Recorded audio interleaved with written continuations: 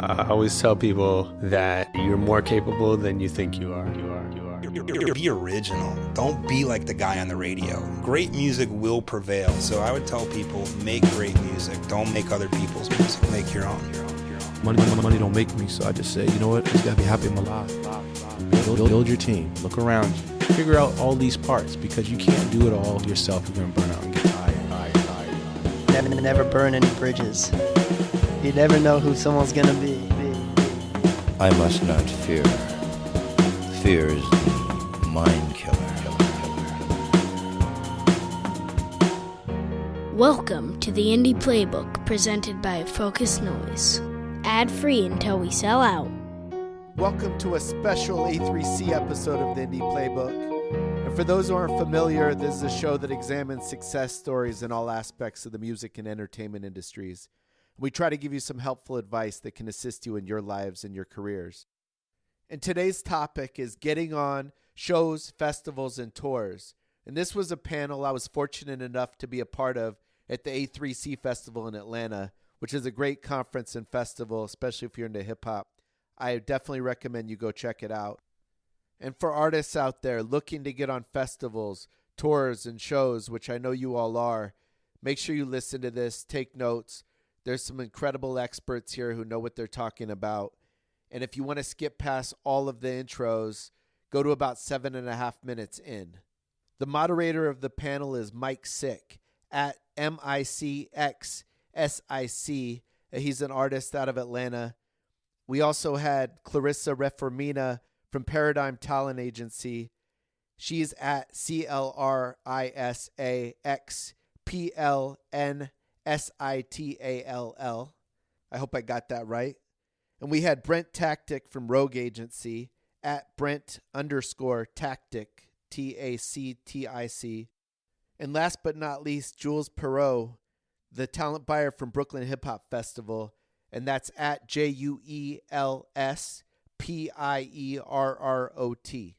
So now that we got all that out of the way, if you're interested in hearing some amazing stories and insight about the music business, check out some of our back episodes with some amazing guests like Crooked Eye, Steve Lobel, Slim Kid Trey, formerly of The Far Side, Justin Hunt, and more on focusednoise.com. And if you like what you hear, please subscribe on the podcast app, TuneIn, or Stitcher. But for now, on to the show. Good morning, everybody. Good morning. Good morning, good morning. On the count of three, can I get a collective good morning? 1, 2, 3. Good morning. So you got to get that out of you. It's like a cold shower. If you look somebody dead in the eye and say good morning, changes your day. You know, try it. What's up, man? You good? All right, no doubt. Good morning, sir. Good morning. There's levels to it, though. You can't do it like in the elevator. Like, you can't walk in the elevator and pause. You have to do it as soon as you walk in the elevator. You can't, you say good morning. But if you walk in the elevator and wait and like, good morning, like, it's kind of weird. You know what I'm saying? Can't do that. My name is MICxSIC. I'll be moderating the panel today. I'm an MC, a curator, event promoter, event planner. I do a lot of stuff. So in my bio, I just say, what don't I do? I don't know. I'm still trying to figure it out. But happy to be here. Got these wonderful people here in the hot seat, and we're going to talk about getting on shows, the process of talent buying, booking, and festivals. So I think today's going to be interesting because we have talent buyers on our panel. We also have curators, agents, and then a festival curator as well. So what I want to do is introduce everybody first. We'll get to know their story briefly and who they are and how they got here. And then from there, I want to just jump right into it and demystify the talent buying, booking, and show process, because the word booking can mean a lot of different things to a lot of different people. So we want to get the black and white definition of it, demystify everything so you can get a clear picture of that. And then I almost want to create an assembly line of the process from going from your music to actually getting on a festival. Because like I said, we have talent buyers, agents, and then the festival. So that's almost like a step-by-step. Not an exact step-by-step, but that's not too far off from the typical guidelines of how somebody would get booked for a show or for a festival, y'all. So y'all make some noise for our panelists here. Y'all clap it up. starting to my far right, go ahead and grab that mic and introduce yourself. Tell us who you are, where you're from, and briefly, what got you here. What's up, guys? Good morning. I'm Clarissa Reformina. I'm a talent music agent at Paradigm Talent Agency. I am originally from New York. I live in Los Angeles right now. I'm going to New York tomorrow. But yeah, we'll go through background later. All right. Eric Abel. I from Eugene and Portland, Oregon. Live in LA now with Adler Music Group. Booking agent. Check. Done. Check. Done. Blessings, everybody. My name is Juels Pierrot from Jersey, New Jersey, Haitian descent. I kicked off in the Rocket City of Huntsville, Alabama. Yeah, and I live in the jungle now, so let's get it. Let's get it. What's up, guys? I'm Brent Tactic. I'm with Rogue Agency in New York, originally from Kansas City, but like I said, in New York now, so that's the deal. New York and is in the building right now, for real. Right. All right, so check this out. Before we jump into anything, y'all can go to my last tweet, if y'all on Twitter, and it's all the same, MICxSIC, and everybody tag themselves in my Twitter. We only have an hour, and we can't get everything in an hour. And right now, you're all being students of the game, and I don't care what level you're at, you always got to be a student of the game. So big up to y'all for being here. Make some noise for yourselves. Clap it up for yourself, for real. Big yourself up. You got to do that. And again, that's MICxSIC. Feel free to retweet that. Follow me, you know what I'm saying? And, but follow everybody else on the panel and follow up, most importantly, is what I'm trying to get at. It's a dialogue, and this is a process that it's been around forever, but it's one that is definitely still growing, especially with hip-hop, and one that I think everybody here is passionate about building up and seeing it grow. So I do want to start with Juels. How you doing, man? You good? I'm good, Joe. We here. You good? Let's talk about the Brooklyn Hip Hop Festival. Okay. Just tell us about it. All right, cool. The Brooklyn Hip Hop's been going on for 14 years. It's ran by a husband and wife named Wes and Ebony Jackson. It's independently owned. And our biggest thing I say is like the homecoming of hip hop to the T, right? It's based on education, community, and the music itself. The festival has been, it changed my life itself, right? I'm 27 now. I got there when I was 22, 23. And just the education within hip-hop and entrepreneurship is the biggest thing I learned from the festival. The music, of course, is the glamorous aspect of it, but just understanding being an independent business and having limited resources begin the most impact. And artists and talent bookers understand the story and the narrative behind the festival, that when we do these deals, they understand what we're trying to do. So I think when you attach to the music or anything else you're doing in general, what's that narrative, what's that brand, it makes sure it represents in everything that you do because the people around you will support it. So that's the it's not just the music, it's life. Nah, it's hip-hop. For sure. I think you said hip-hop. All right, so let's demystify. Let's start with that. Let's demystify the whole booking process. This is called Getting On. And let's start to my far right. What exactly is your role, your duty in the process of booking or talent buying? And what does that look like from a independent level when maybe there's an artist who doesn't necessarily have a buzz? How do they get a buzz? And when do they actually hit your desk to where you can check that off and then pass that down the line? Clarissa. Or Eric. It's kind of all over the place, depending. I represent artists that are independent. I represent artists that are major labeled. I represent artists that are indie labeled. I think first and foremost, it comes down to the agent and what they're interested in. Some people sign early, some people sign later. I think the biggest thing when I receive artists that are looking for representation and live shows, it's all about timing, right? You know, of all of the business, we're kind of one of the last steps. And I say that because of the fact that music needs to be created and done. In order for you to play a live show that is going to be impactful, people need to be able to listen to your music. So on the creative side of things, you guys are working really hard with producers, songwriters, all the different areas on the creative side. but our job doesn't really start until your music is distributed or out, whether it's SoundCloud, Spotify, whatever, DSPs, because the ultimate goal is to create more fans for the artist, and the music kind of has to be done on that spectrum. And I think a release plan or a single release or a plan of music being released in 3 months, 6 months, 8 months, 12 months is important to have prior to really starting to reach out for agents and live shows on a bigger scale, because for the booking side, for the buyer side, if there's no music to be released, how are you going to know if they should be on your show or festival?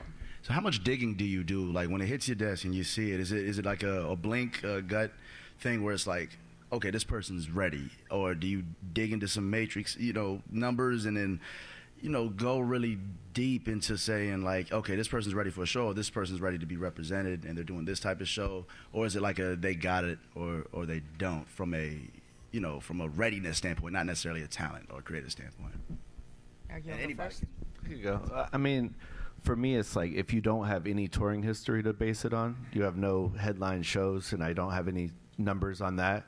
Like I'll ask for your top markets on Spotify, and I could at least gauge. Like if you don't have any markets where you have more than 500 fans in a market, monthly listeners, it's hard to justify like how are you going to play a show and get 500 people out. I mean, how are you going to even get 50 people out if you only have 500 people who listen to you? So you kind of got to build those numbers, and I think that's part of it. Like if you have a history, I could base it on. Like I've played here and I've done 200 people here.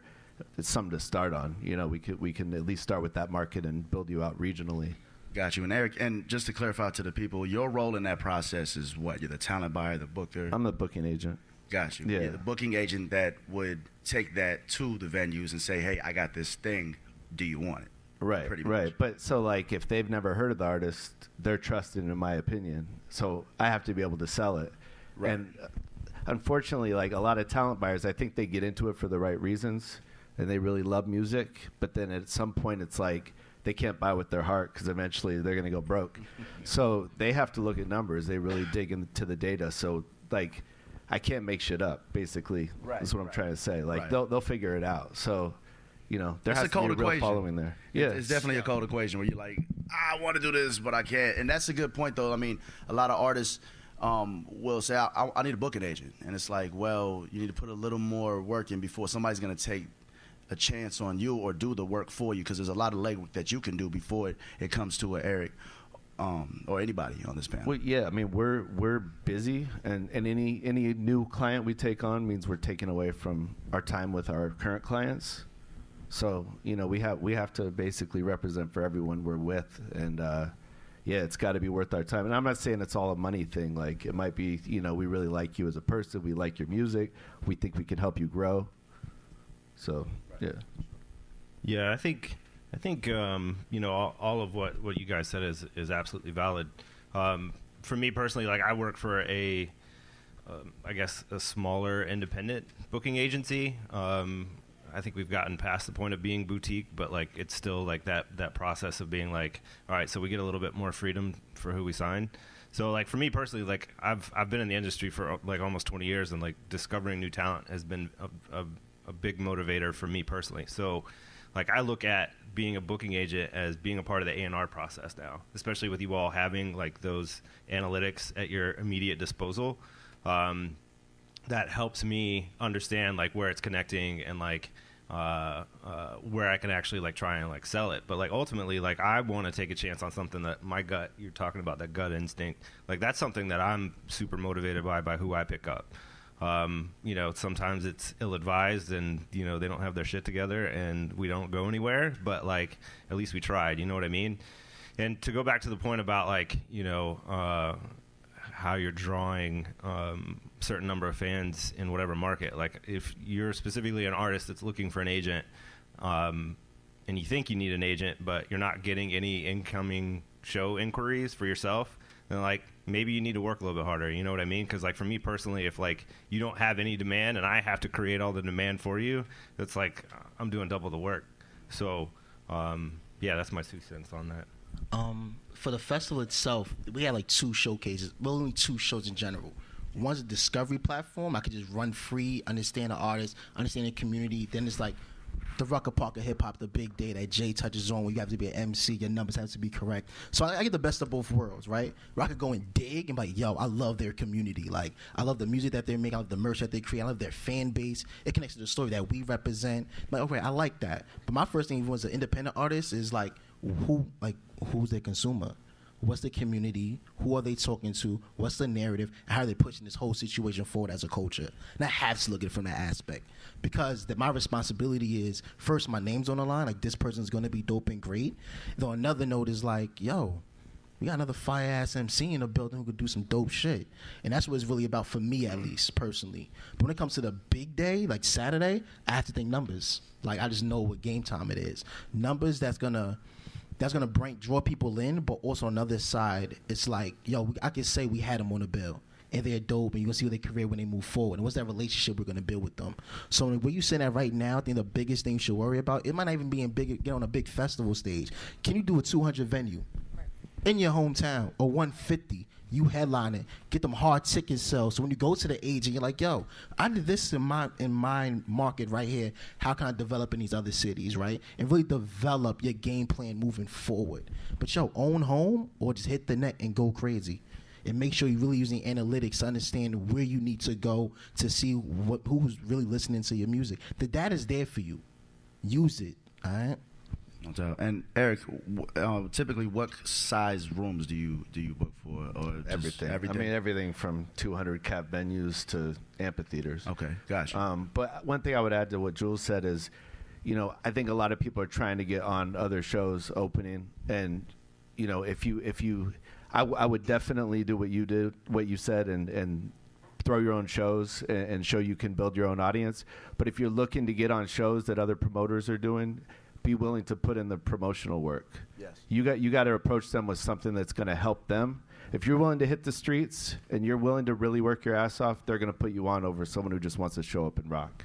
That's facts. That's facts. And if you're cool to work with like that, they're going to remember that, because the next time, you know, a show comes around, they're going to say, yo, who was cool? Who's stress-free? Who also brought some folks out? Oh, you? All right, let's get it in.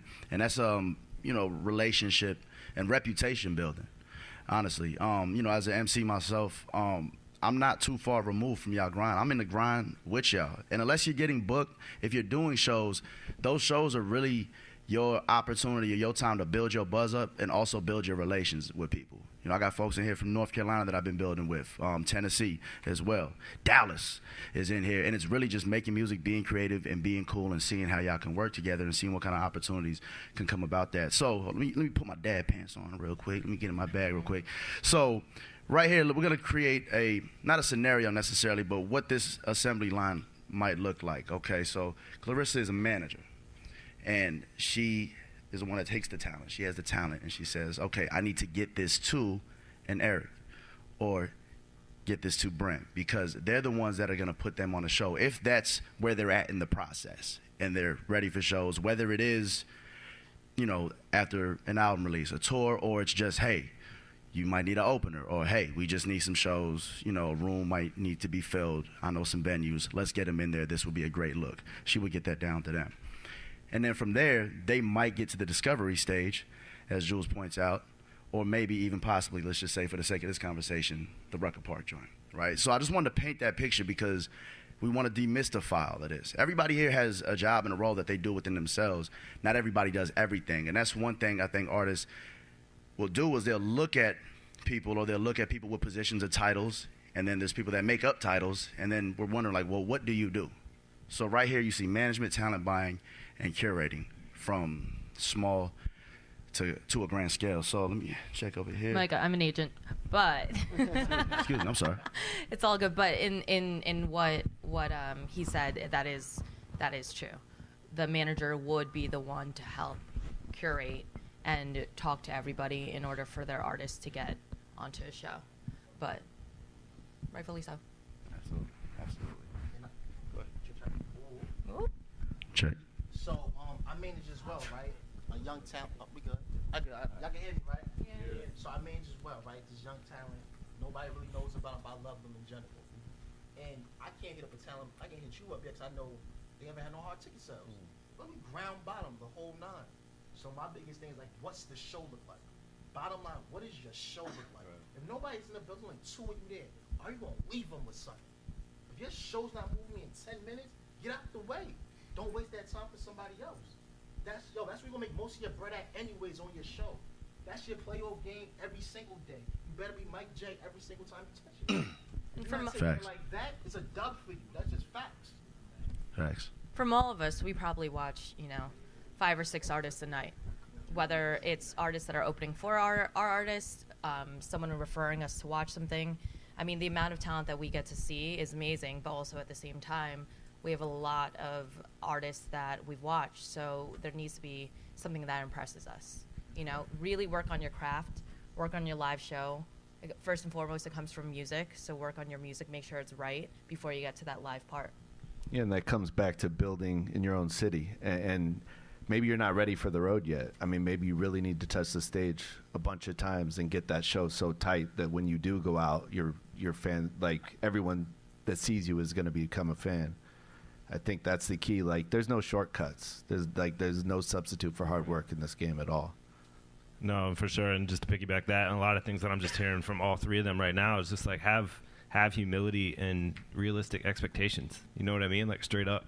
Like, if you just released an EP and, it's your first project ever on Spotify and, we're talking about 500 listeners in a market or whatever, like, you're not going to get 5 Gs the show. Like, that's, I know that's kind of a drastic example, but, like, I mean, straight up. It's like, just as an example, one of the clients that we've got at our agency right now has a single that has gone from, bubbling on Complex and Fader to being like featured on LeBron James Snapchat and I think it's going to be Billboard Hot 100 in the next week or 2.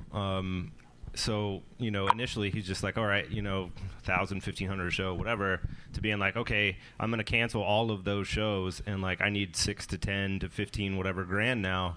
And dude still has no hard ticket history. Like, that's great that you have a song that is hot. It's amazing. And something to actually like leverage your whole relationship across the whole entire industry, in my mind. But like, if you don't actually take what's given to you and go out and prove yourself to develop, then you're pushing it to the point of having unrealistic expectations. And to me, like that's really, really big on the industry platform across the board. Yeah, could I jump in on that real quick? Yeah, I think what you're saying is so key. Like, be flexible with your pricing because not every market's the same, not every room's the same. And I know so many people who get stuck on a number. They're like, I'm not taking less than this.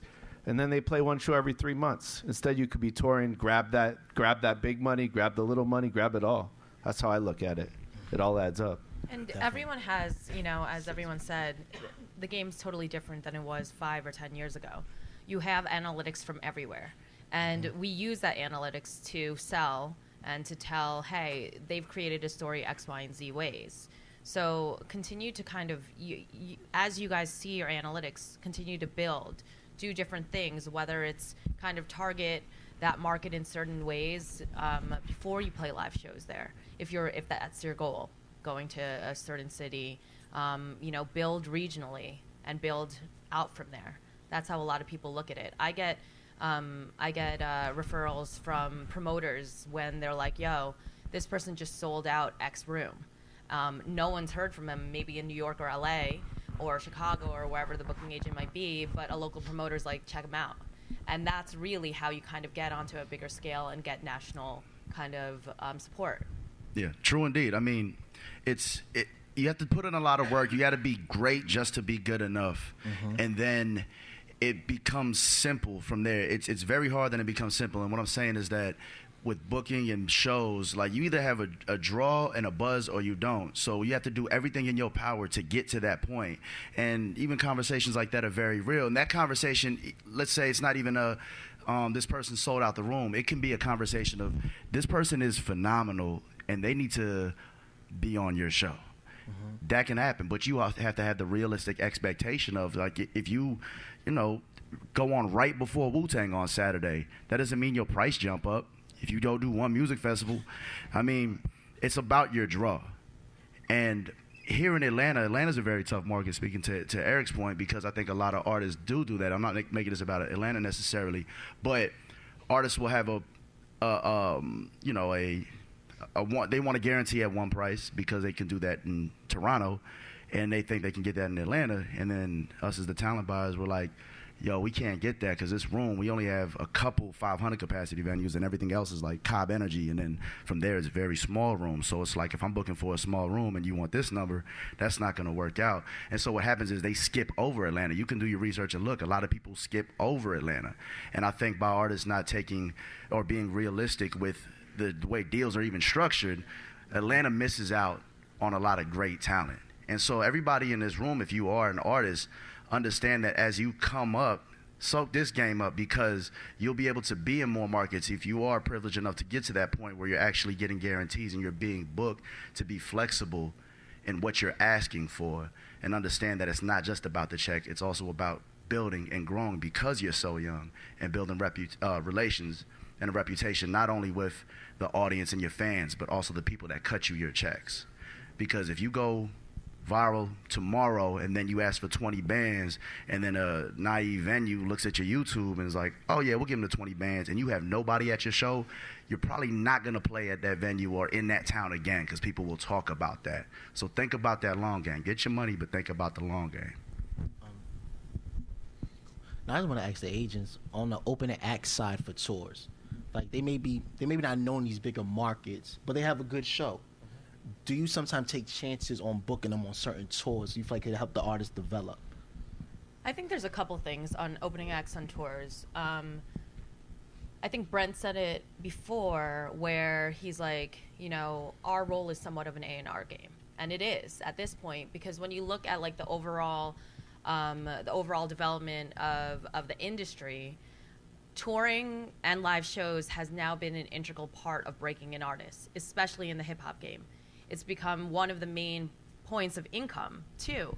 So when you even look at it from the bigger scale, major labels look to agents now to help develop and tell the story as they release out. I'm getting calls earlier, every single artist being like, we're going to release here, are they on tour? And that's a different sort of pressure for us, because then it comes from the other side where you're like, hey, there's no freaking music out, how are we going to do this? And we got to use our relationships to get it done. That's one side of it. But realistically, on the local support side, if we have a tour out, we need a couple people on the show, there's a couple ways you get it. One, your relationships, whether it's through other agents. Two, the promoters. As I said, if you start to create a buzz for yourself in the market and promoters get to know you, we trust the promoters because we do business with them on a daily basis. So if we need a local promoter or a local act and we don't have anyone in mind, they submit a list to us, and they're like, this person is worth 100 tickets. This person opened for all these people, they're worthwhile. And that can kind of build through. And then the other side is, hey, is it somebody that we trust? Is it somebody that maybe has a relationship with the artist? Because it doesn't only come from, we're not the only wall. Artists sometimes bring friends or relationships. So your job too is to create as many relationships as possible, because at the end of the day, those local support acts sometimes don't come from us directly. We can submit, but it's not our decision making. It's the artist side. Or if they leave it to us, we've already built a relationship where they trust us. And we don't want to let it out on the line just because of the fact, hey, this is mediocre. We want to be like, this is somebody that's great. And because of our relationship, it's all a relationship game. You want to put someone that you believe in. If that answers it. No, that makes perfect sense. And like, I would just to kind of piggyback that a little bit, like, very important for any developing act to connect with those local promoters and connect with the artists when they're in town that they want to eventually be touring with, because like, you know, like you said, like, we can submit to the artist or the manager or whoever and hope that we can get somebody to sign off on it, but ultimately we trust the promoter and our artists to be like, this is who we want to go out with us. And like, you know, to have additional realistic expectations, like a lot of the support money is not that great. $250. Yeah, that's a good. That's a good one. Yeah, for real. And like, it's cool because, you know, from so many aspects of the industry, in my mind, like the playing field has been leveled, but like the touring industry, it really hasn't changed that much. So it's like, you know, you basically have to show and prove yourself over and over and over again to get to a point where you have, you know, whatever your ultimate goal is as far as like making money. And something that just hit my radar just this past week is just an example of how you can make these types of situations work. Like a manager that I work with, one of his clients, I'm not actually representing, but we just had a conversation about him. He's like, you know, I'm in New York, I'm on tour with one of my acts. You know, we got a spot in the van and $250 a show, but we're doing like 26 dates. And we brought like 5 people with us. I'm like, how are you doing that? How is that affordable? You know what I mean? And like basically they were like, we took the matters in our own hands. It's like we connected with our fans. We started a Kickstarter and like raised like 10 grand before we ever went on tour. So we have 2 video guys. We have somebody that's helping with merch. We have somebody helping with social media while they're on the road. And, you know, is $250 ultimately going to pay for all of that plus whatever they raised on the Kickstarter? You know, maybe they break even at the end of the tour. But if you're hungry enough to do that over and over again, that's where those opportunities, to me, like actually like get to a point of, you know, you getting $2,500 a show, $5,000 a show, whatever. Because you're in those markets, you're connecting with people, you're showing yourself on social media, you're making it look and perceiving, you know, that perception is everything ultimately. So like you're making it perceived that you're maybe bigger than you actually are. I think, and another piece too, if you're looking to get on a full tour as an opener, that's another piece that you got to realize the artists or their managers are a lot of times making those decisions. So those relationships are so important. And what they're looking for is 2 things. Either you're buying on so they can make some extra money that helps cover their expenses, or you're bringing something to the table, meaning you're putting more people into the crowd. Basically, like you have some sort of following. So, if, you know, they're kind of looking at it from a perspective that's, you know, how does this benefit me? And those are the 2 things that benefit them. So, you know, if you're not to a point where you have fans in different markets, one thing you could think about is trying to talk to an investor about buying on and maybe kind of building from there. But then you really have to kill it while you're out there. For sure. And I do want to get into the process of booking your own show or taking the risk. You delve a little more into that, maybe taking on the road, just maybe getting 100 miles outside your market. I want to ask y'all about that. But before I get into that, to the point what everybody's saying, it still comes down to the music, y'all. It comes down to the music. You have to have your balance of, you know, are you discoverable? Is it the brand there? Is everything, does it look right? Does it sound good? You have to find a balance between, I mean, how many times have you been on Spotify and you're like, who is this person? And you go to About, you swipe over, and it's like 400,000 monthly listeners. You're like, I've never heard of this person, but this is fire. And then you see the tours, like, okay, the dates. But then you also you see somebody perform, and you're like, yo, this dude is fire. And then you go to their Spotify, and it's like 50 monthly listeners. It's me. But yeah, you gotta. There's a balance there, and I think more than ever now with the way the industry's moving in music and being discoverable, is, you know, you don't even necessarily need the $1 million videos and stuff like that. Just having great records on Spotify and finding the curators to turn your music up to get you in these markets so you can create the analytics to find where people are listening to you at, that can create the path or the framework for you to go outside of your market or even do the big shows in your market. So let's segue into that. How does an artist go about taking the risk to just dive in, to start small, to even just do one show? We won't even think about the tour right now. We'll build up to that, but maybe just doing one good show out of town using analytics. Out of town or at their hometown? I'll start with their hometown, okay, and then cool. keep We'll moving. Yeah. So know your market. What is the coolest showcase or weekly show that's happening? Whether it's a bar, whether it's a restaurant, whatnot. Make sure that's your goal to get into. You know, if it's a promoter that's doing really, really cool showcases, figure out how to get on that. That's the first kind of step, right? And then continue to build that. You want as many people to talk about you because you don't know who's walking in the room. You don't know who in the industry is kind of talking around, because once people locally start talking about you, then it will spread. Go to the next major city. You have to do your own research, right? Make sure you know what those popping showcases are, what the cool clubs are. Look at the calendars of cool venues. Figure out who books it. Like, you have to do your own research a little bit and see, while you guys are in the studios, while you're creating your own relationships, are your friends and your peers going on tour? Ask them, hey, are you doing a show? Can I open up for you? You got to start working out your relationships too as you start to build up, because the industry is small. So once people start talking about you and what you guys are doing good work, it will eventually be talked about where people are going to start to want to work with you more and more, and it starts to build and grow. Yeah, and I think, again, it comes back to the approach of, how can I help you? If you're going to a promoter, how can I help you? It's not about yourself at this point, because you haven't built your audience enough to make it about yourself. So you have to come, humble yourself, say, I'm willing to get out and bust my ass to make sure the show's a success. And you're easy to work with. It's a no-brainer. Be hungry.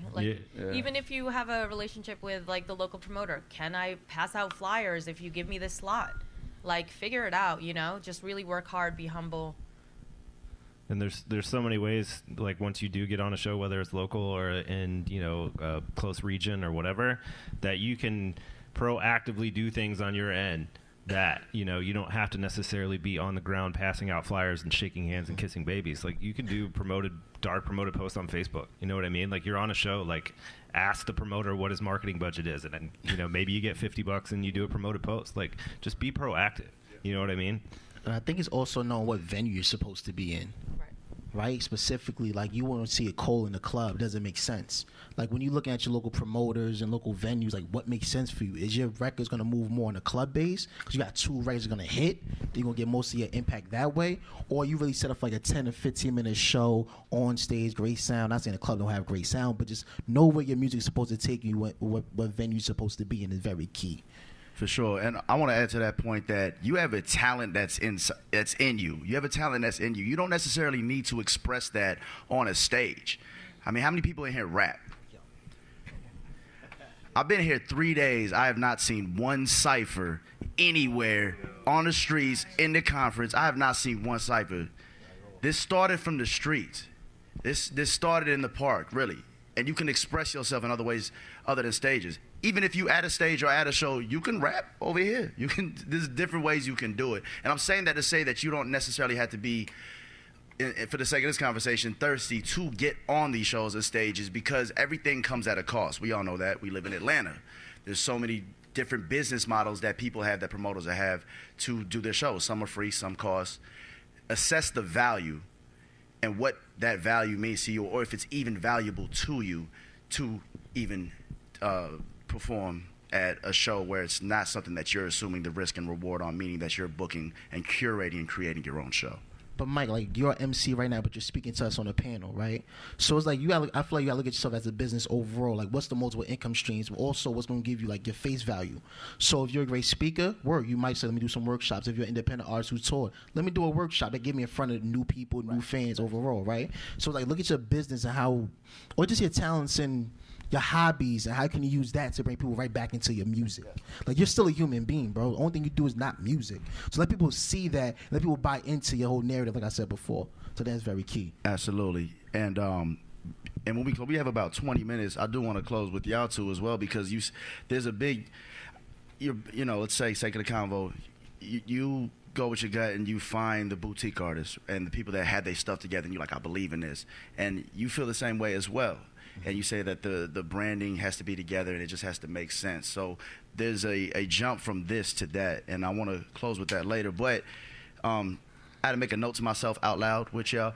But so can somebody speak to, now that was more so like doing your research, finding shows, connecting with people, injecting yourself with somebody who has a built-in audience in your city, or that could be applicable around the country, around the world. Can somebody speak on booking your own show or creating your own show, talking to the venues and assuming risk and reward to try to build your buzz on your own?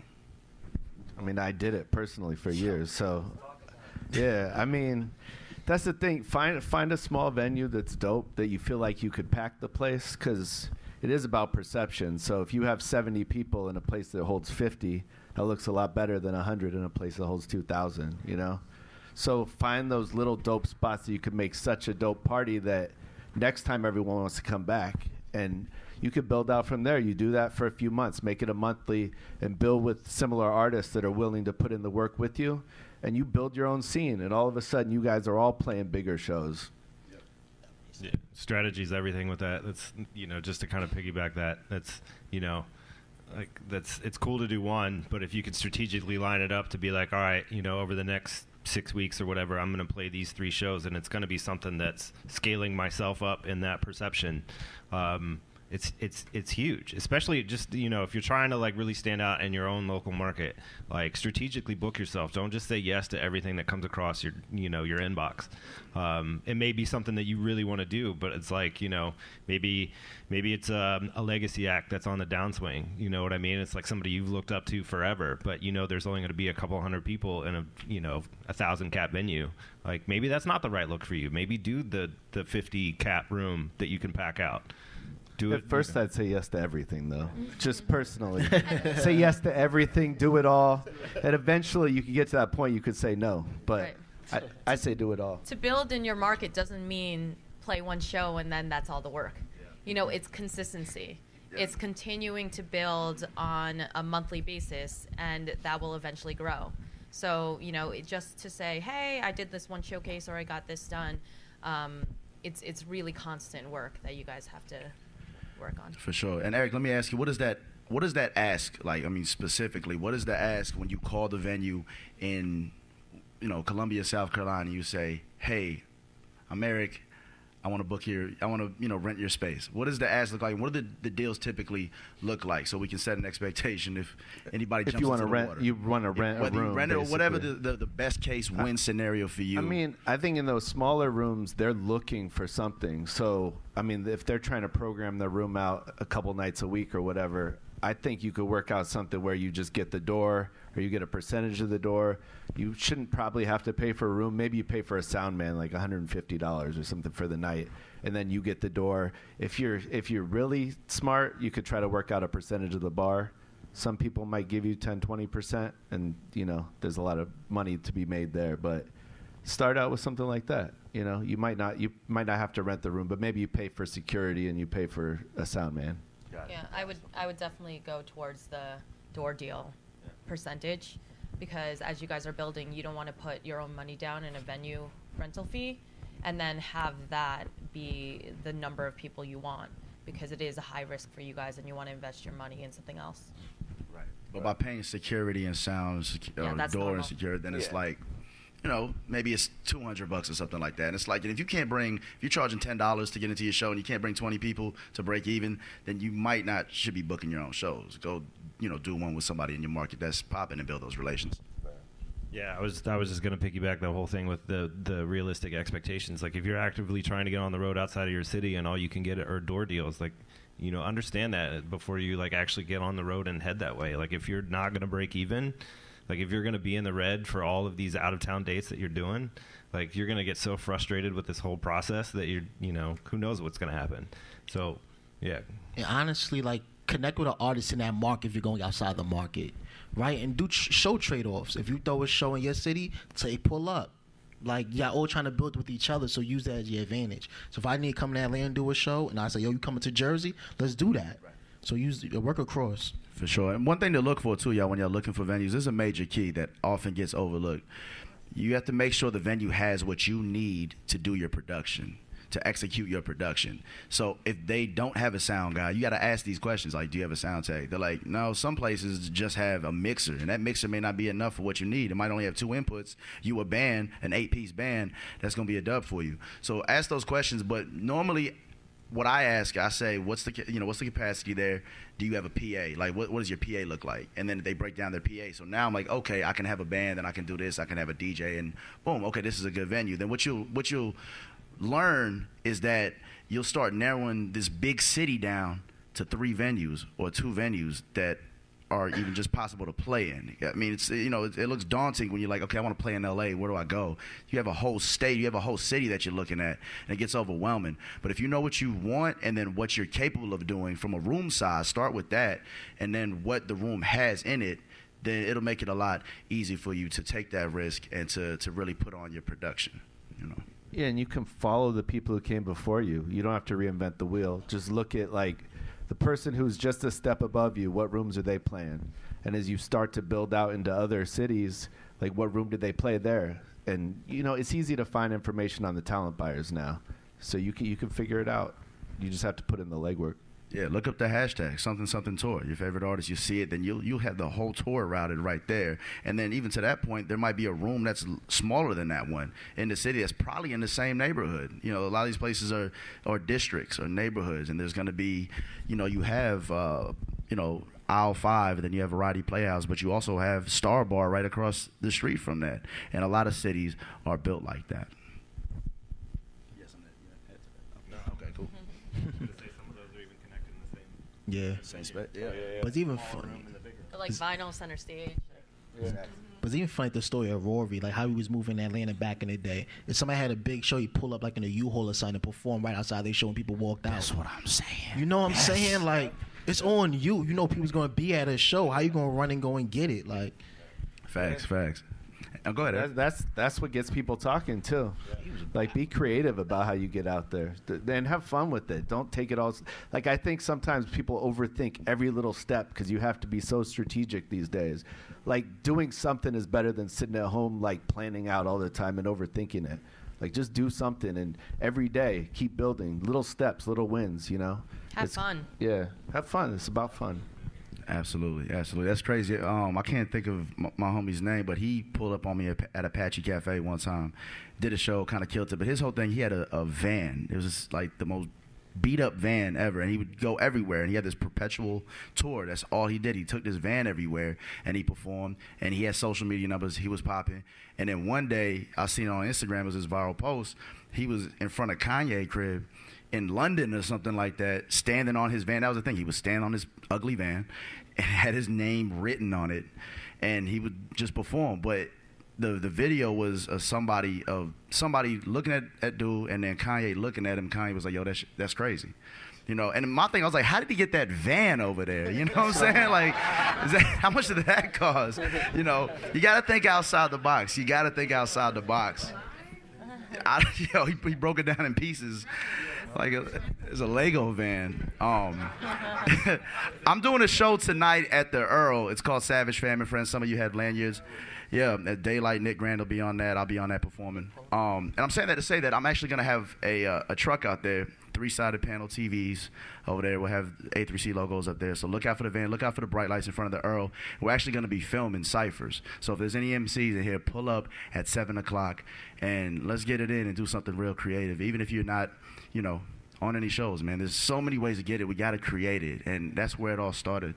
Can you speak to that point? I mean, I know that you're passionate about building up the community, and it's more than music. It's life. It's hip hop and curation. Just speak on that. Just speak on you're passionate about that. I know you. That's why I wanted to throw that lob to you, because I know you can go in. Well, because I know it's very important, and the more individualistic people that we have and collectives that have the brand and their identity, and the more comfortable you are with that, you'll be less defensive in working with other people. So it's very important. Can you speak to that? Nah, I'm not trying to go far. I'm trying to be very specific because we don't got that much time. But I said before, building your own narrative and community is just like what this show is based off. I don't know other way to say it. Like, even from the Cool Hercs and the Cool G Rats, we going for days, but these people, they had a specific story they tried to tell, the specific audience they wanted to connect with. They didn't remove from it really. That was always to the core of who they are. From Jay to whoever, their number one fans normally still with them because they connect to that core every single day. Then J. Cole's the biggest example of that, right? Even though he goes on tour, style of album, he did the $1 in a Dream like for 2-3 summers. Fans pull up for $1, it's lit, let's enjoy my original music. Like, you just have to get people to buy into who you are, but also live that shit out every single day. And don't be scared to connect with other people and build all together, because we need to do that. I was telling a story about There's an independent label from Huntsville, Alabama called Slow Motion Sounds. Maybe nobody ever heard of them. I went to Alabama for school. Say, who is G-Side? But they were not big in their market at all, but they was killing international. Killing festivals, international, the whole nine. And when they left, every time they got picked up on the Forbes, Complex, Vice, the first thing they said was, oh, listen, we're from Huntsville, Alabama. Know that first. I forget who I am, because when I leave this earth, my city's represented. That's That's what they said. Yeah, like, yo, it's archived now. You go on Forbes, put Huntsville, you're going to see G-Side, but you're going to see Huntsville first. Yeah. But Huntsville, Alabama, you think, what the hell comes from there? Yeah. But same thing from your city and your market. Like, you represent where you from. Like, you tell that story and narrative and how you grew up, the whole nine. So don't be scared to show that, right? And make their job easier. Low key, right? Like, they really supposed to help you out, everything else. So doing your own show, you understand the business a little better. You know the ups and the downs. Don't be scared to put your money in it, but understand the business inside and out, because it is a business before the music. Facts. And don't be gimmicky too. Like, we'll just, to get specific about that, like as far as the show goes or the brand and then even the show, like, don't do In My Feeling Fridays or something like that. Like, that it won't last. Be about your brand and what you're stepping behind and standing behind and putting it out there. And then also by having a brand or something that's very specific, people can hone in on it, and then you'll realize a lot of people will hone in on it in other markets as well, and it might open up things, and have something very specific that you speak to. It's understanding your why, right? Understand your why factor. If you want to get the Grammys, it's all cool and all, but you can make a living just doing your own music, and that's it. And being cool with 50,000 fans who support you, your family, and create your generational wealth on the opposite side by real estate. Like, look at you, what you doing this thing for. Get down to your why. Just know that. Yeah, that's ultimately, like, me as an agent, what I'm looking for. It's like, I want you to be dope. I want you to, like, have your brand defined. I want you to be, like, not necessarily, like, know every single thing about the business, but be, knowledgeable enough to the point of, like, if I have an offer and I send it to you, I don't have to explain every little detail about how much money you're going to make and what's going on with advance versus day of show and, like, all this kind of stuff. Like, those are the things that are attractive for me, and but ultimately, first and foremost, if like your brand is dope and your music is dope, I'm probably going to be interested in working with you. Now I need 3 brave souls to ask their questions right here on this mic. Just go ahead and step up, and then we're all going to break out after this. We have 3 minutes. Yeah, we have 3 brave souls right here. All right, 1 minute apiece. Go. What's going on? I'm JP. I'm from Allentown, Pennsylvania. So pretty much what you guys are saying, like, don't be afraid to go out and chase your dream. So to sum it all up, what would be the first thing you got, like, as an independent artist, what should we do? Like, the first thing leaving here, like, after I leave this door. Create good music. Yeah, content. So content. Yeah, it's not. It isn't all about music these days. Be creative with what you put out there. If you're building your online presence, like, don't just stand there and be boring as shit. Like, be intriguing. Like the artists you look up to or you're interested in, it's because they have a story and they're interesting. So think of it that way. Connect with the photographers, the videographers in the city as well. They need help when they real, right? Like, there's college students around, because we're talking about payments, we're talking about content at all. Exactly. This thing has to be documented. You can have it on your phone. You get somebody who's in college or somebody who's learning with a camera or the video aspect. Build with them like you're building your own career, right? They can document your career every step of the way. You still want to have that. And then they have a portfolio as well, so y'all both win. Yeah. Think about hip hop like this, right? I don't just put it to music. It's the DJs, the dancers, the MCs, the artists, the promoters, the community builders. That's all hip hop. Everybody works. So build across that thing, right? Yeah. Like, there's 7 elements to me, not 4. So build across. And the app is very valuable. The A3C app is very valuable. You see the shows listed. You see all the promoters listed at the very top. Like, take a day to look at all of the flyers and say, who is this person? Who is this person? Everybody's Twitter is up there. Like, the bios are there. The about is there. Click that. Follow everybody. Create a Twitter list or whatever. Write it down and then follow up, and then that'll just open doors. You have to use the tools that you have in front of you, man. Appreciate you, man. No, not a problem. For sure. Pass that mic to the back behind. She got the festival. Was you at Coachella? What was these bands? Here. Okay. But greetings, everybody. I'm Raquel Deeds. I'm a publicist, and I also am thinking about being a booking agent as well. I just got a deed. I just got the job at SOBs, so I'm thinking about. Thank you. Thank you. So I really want to get started into booking DJs or showcases or anything of that nature. So my question for you guys, like, how did you guys start officially? So you're at SOBs now? Yes, I officially work at SOBs. tell Larry and Keon I say what's Yeah, up. I will. I love Keon. Yeah. But I mean, your first step, you're in one of the most credible venues in New York City, booking hip hop and urban music. Facts. Continue to build with them. Continue to create your relationships with everyone that calls. Keon's relatively new in comparison to the others, but I know awesome. her because as booking agents, we book SOBs all the time. Right. So build your relationship with a network of people that are calling, because for you, it's already built within that venue. Facts. And you're in a position you could create multiple streams of income. So you could be doing PR on this side, you could be booking shows on this side, and that's the beautiful thing about the music business these days. So take advantage of it. Yeah. And soak up all the game that everybody pointed out. So your job is Thank safe. you guys. For sure. Sir. Fly. Right. There's a lot of notes, bro. Don't filibuster. Oh, yeah. Nah. These just notes. I only have one question, honestly. Y'all pretty much answered the rest of my questions. But first, I wanted to say thank y'all for even coming up here, because y'all gave a lot of great information. You're most welcome. I wrote down a lot of great information. Second, my name is Jay Lee. That's DJELI _KEG on Instagram. You can follow me. But seriously, I just got done doing a really, really great performance at this big event called Caribbean Fest. It just happened like last week. It was so great that they actually put me at the top of the photo album, because I did some crazy stuff. Y'all gonna have to go on there and see. But my question is, what if, like, you're a great performer, you've done a great show, it's documented, but the song's not released? Like, I know it sounds crazy, but there's a lot of studios around here.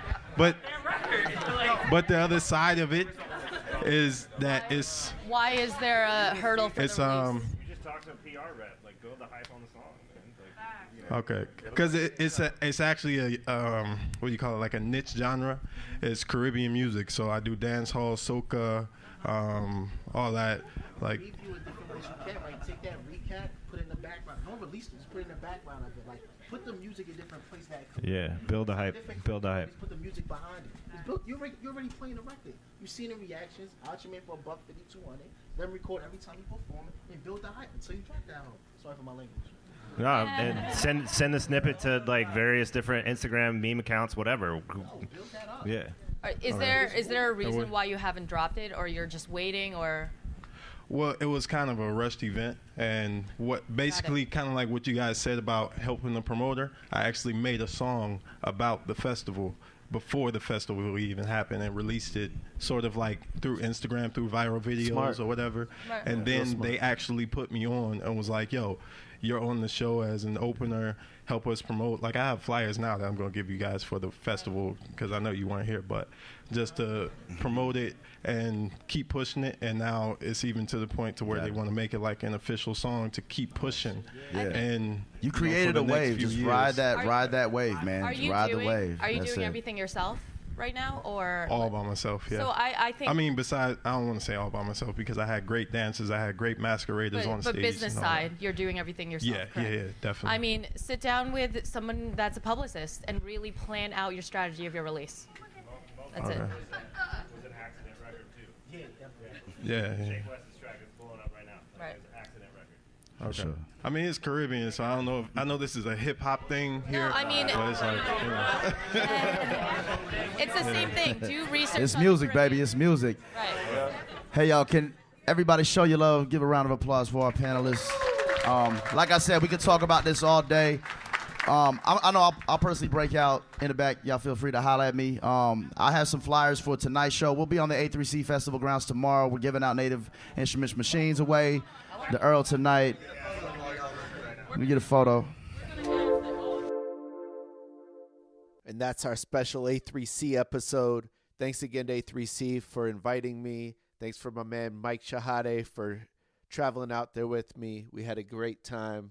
Went to Stankonia Studios with Goody Mob, which was incredible. Ate some great food. Had an adventure with Jaron Benton. Shouts to him. Shouts to Dame Ritter. Shouts to B. Hobbs. We had a great time. What's up, Jen De Leon? And thanks to Clarissa, Juels, Brent, and MICxSIC for sharing that panel with me. It was a great experience. So till next time, peace.